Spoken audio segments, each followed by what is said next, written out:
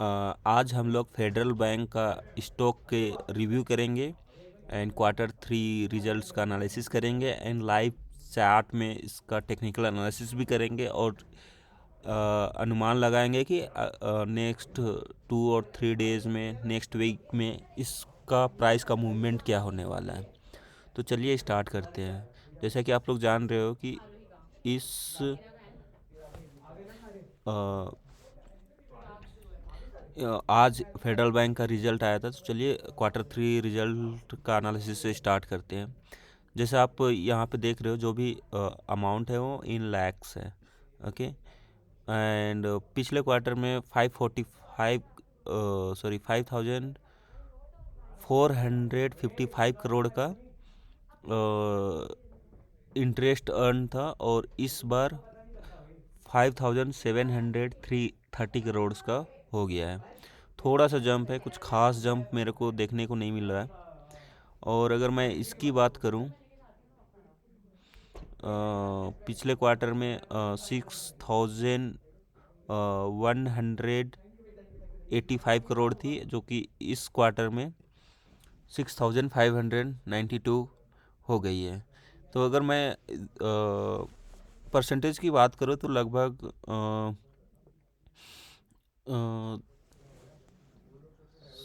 6 to 7% का jump यहाँ पे देखने को मिला है।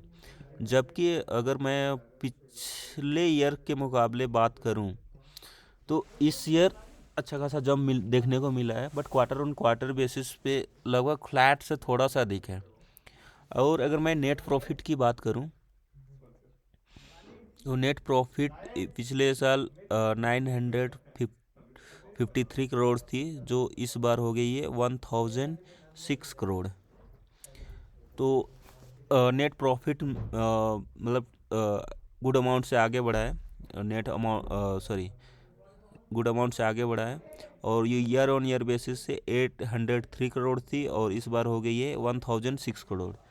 तो पिछले ईयर के मुकाबले 20% का इंक्रीमेंट देखने को मिल रहा है। But quarter on quarter basis पे 5 to 6% का। चलिए ईपीएस भी चेक कर लेते हैं कि क्या सीन है ईपीएस का।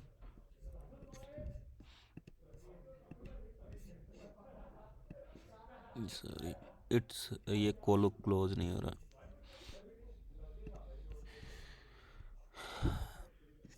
अगर मैं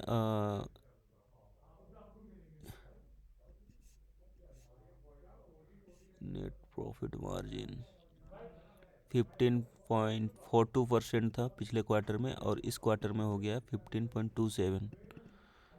तो थोड़ा सा गिरावट देखने को मिली है नेट प्रॉफिट मार्जिन में। बाकी ईपीएस सर्च करना पड़ेगा मेरे को। यहाँ पे है। अगर ईपीएस की मैं बात करूँ तो ईपीएस में थोड़ा सा गिरावट है, ज़्यादा नहीं है। और 3.75 से बढ़कर हो गई है ईयर ऑन ईयर बेसिस पे इस पे जंप देखने को मिली है। चलिए इसका इस स्टॉक का फंडामेंटली चेक कर लेते हैं कि फंडामेंटली कैसी कंपनी है।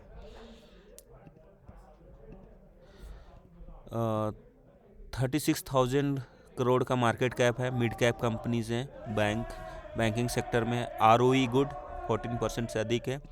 आरओसी मेरे को सेटिस्फैक्ट्री नहीं लग रही है।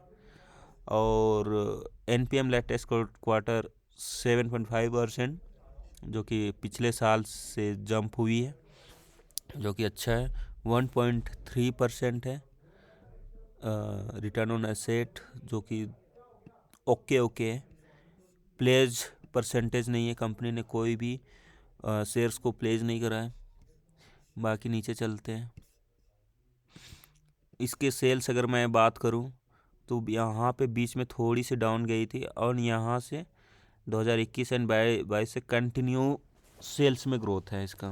मतलब रिसेंट ईयर्स में कंपनी ने काफ़ी अच्छा रिजल्ट्स दिया है।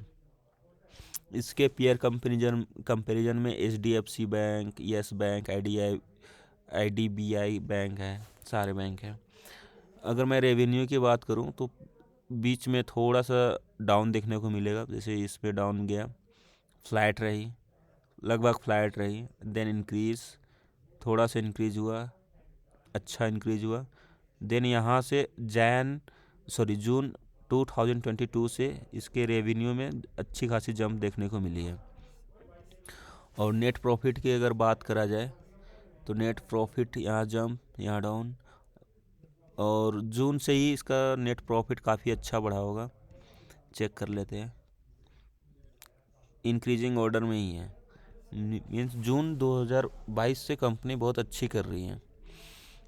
रेवेन्यू तो हमने चेक कर ही लिया था, चलिए चेक कर लेते हैं कैश फ्लो। कैश फ्लो थोड़ा नेगेटिव है, ये थोड़ा सा कंसर्न वाली चीज़ें हैं, बट आगे देख लेते हैं। आरओई परसेंटेज जो था वो अगर 2012 से लेके अभी तक 15% है, एफआई 13%, 30% है, डीआईए 44% है, पब्लिक 26% है। मतलब एफआई एंड डीआईए इसमें इन्वेस्टेड है, मतलब अच्छी कंपनी लग रही है मेरे को। अब देखते हैं कि इस रिजल्ट्स को, मेरे को रिजल्ट ओके ओके लगा पिछले क्वार्टर के मुकाबले, ईयर ऑन ईयर बेसिस पे गुड है रिजल्ट। जैसा चॉइस इंटरनेशनल का रिजल्ट था वो ऐसा नहीं है इसका। चेक कर लेते हैं फेडरल बैंक इसमें आगे।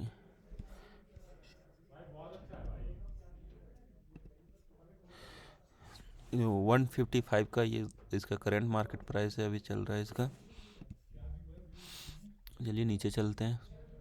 अराउंड 28 एनालिस्ट ने इसको अमॉन्ग 28 एनालिस्ट लगभग 80% लोगों ने इसको बाइंग का ये दिया है। और आगे चल लेते हैं, एक सेकेंड। रेवेन्यू ग्रोथ, ये क्या चीज़ है? ओके,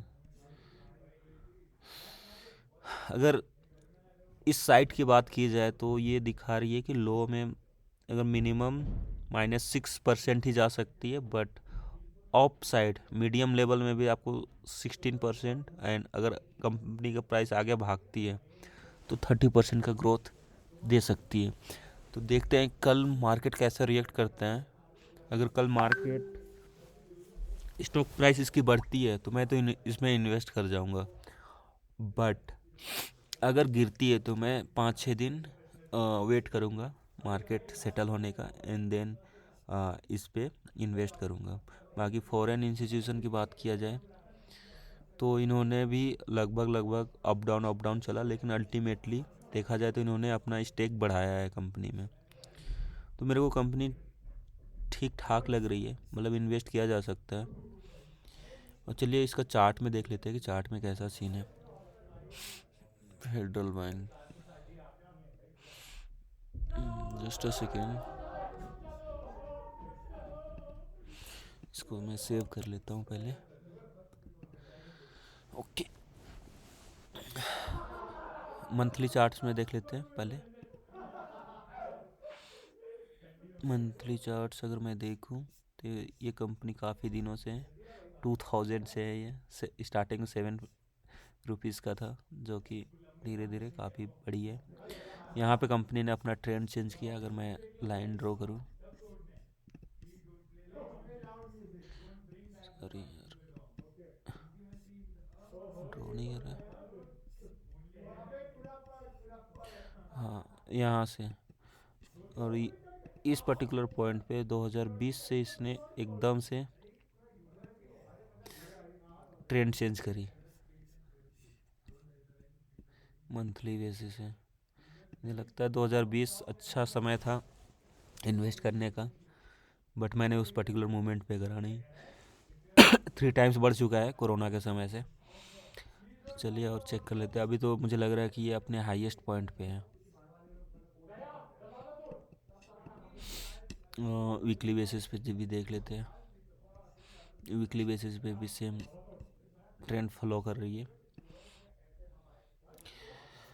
हाँ, अभी ये 149 है। देखते हैं, अगर मैं यहाँ पे अगर शॉर्ट टर्म में अगर ड्रॉ करूँ तो इसका जो रेजिस्टेंस बनेगा वो ये है। देखना है कल इसे ब्रेक कर पाता है कि नहीं। और इधर का मैं करूँ तो ये है। तो मतलब देखा जाए कंपनी का फाइनेंशियल ठीक ठाक है।